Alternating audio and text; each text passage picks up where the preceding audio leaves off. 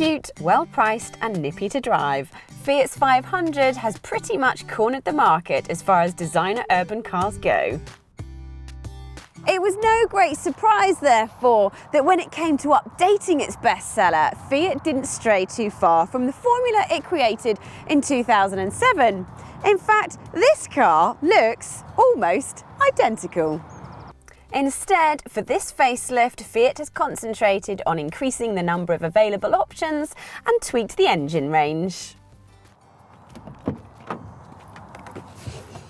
Also new is this infotainment system, which is standard on top of the range lounge models and is an optional extra on lower versions. It's a bit far away. I mean, if I put my seat where I'm comfortable to drive, it is a bit of a stretch, but once you're there, it's really easy to use, just like the rest of the 500's dash, which manages to combine form and function just about perfectly.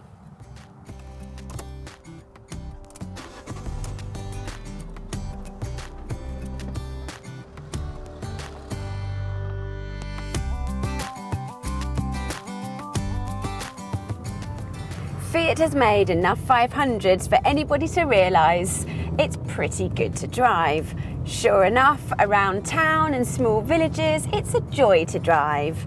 Thanks to its small dimensions, light controls and the all-round visibility make it easy to park and manoeuvre. It can, though, feel a touch on the firm side at low speeds, and big potholes send a shudder through the whole car. Up the pace and the 500's ride improves, combined with minimal wind and road noise, and it's actually quite good on long journeys, better in fact than you would expect. What doesn't inspire confidence though on faster roads is the body roll and also the lack of feel in the steering. Plus, the driving position won't suit everybody, because when you crank up the seat you're actually adjusting the height and there's very little adjustment in the steering wheel. So not everybody is going to find it very comfortable.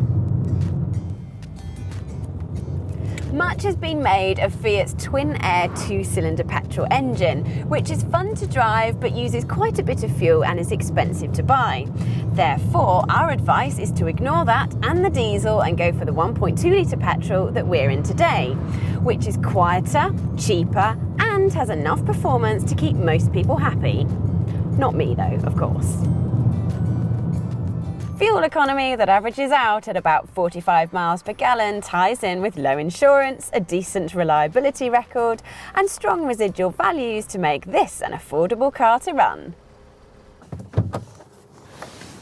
One thing you do compromise on though with similarly priced cars is space, because for example a Hyundai i10 is a much more practical proposition when it comes to room for luggage.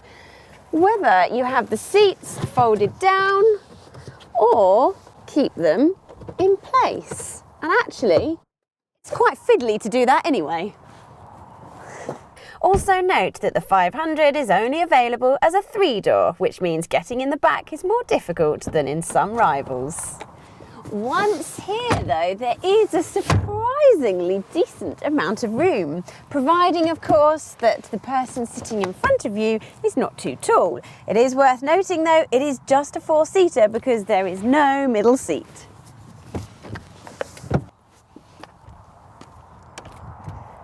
If all you want is a small car, then there are better options. The i10 or Volkswagen's Up, for example. But the 500 is more than just a small car. It's a fashion statement. It has a real feel-good factor about it.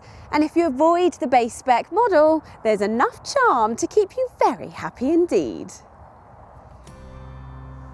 To read in-depth reviews of other new cars on the market, visit the Telegraph Cars website by clicking here. And before you go anywhere, don't forget to subscribe to our YouTube channel by clicking here.